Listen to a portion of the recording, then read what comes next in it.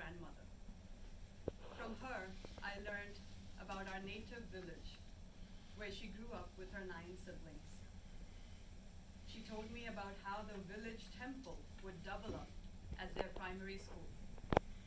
I learned so much about my roots from my grandmother only because I spoke and understood the one language she knew, our mother tongue, Marathi. The Arctic region, its small indigenous communities, and their rich, almost 90 languages are fighting for survival today. It is not easy for them to preserve all the wisdom that's encoded in these languages for them. For some of them, like the Lula Sami, there are less than 20 living speakers alive.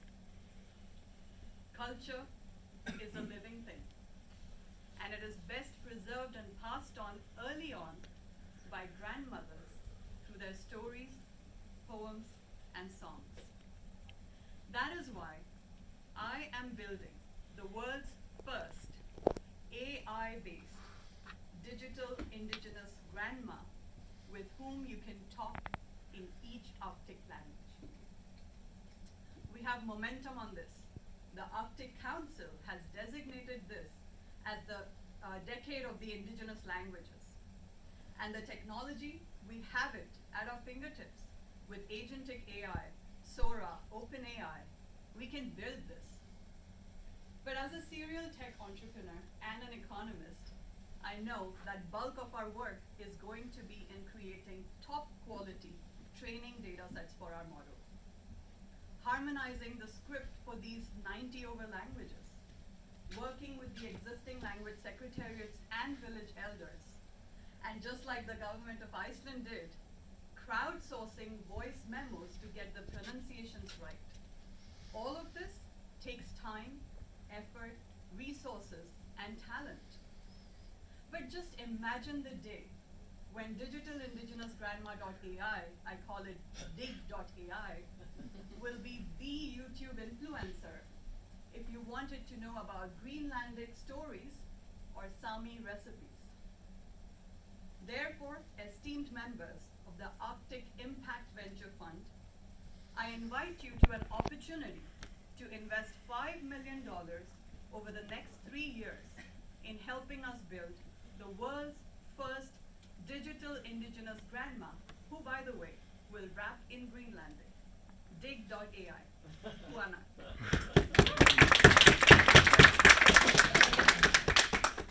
So over to the jury. If you want to ask 1 or 2 questions, so please keep your. This is because there's people who get last year.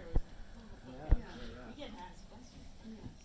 So keep your questions, concrete and answers relatively short.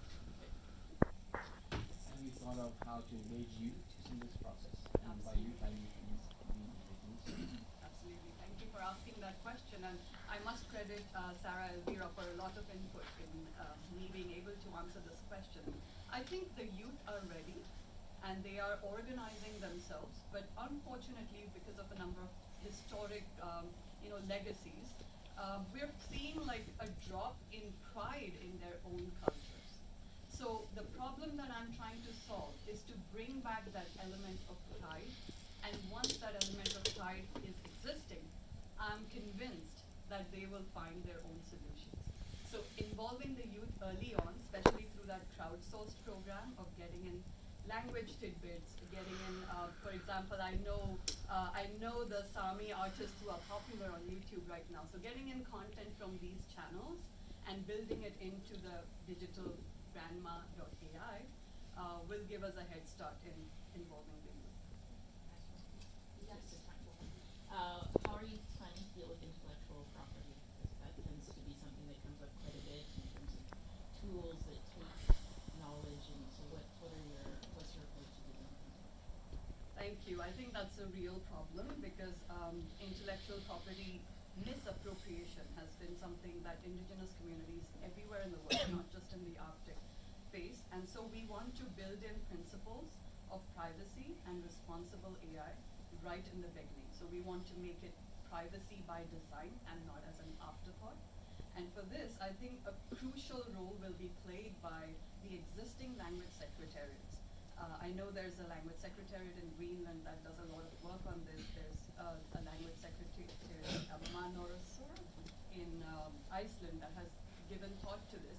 And they've built structures in place that ensure not just the accuracy, but also appropriate accreditation of credits to the ancients and the existing owners of this intellectual property.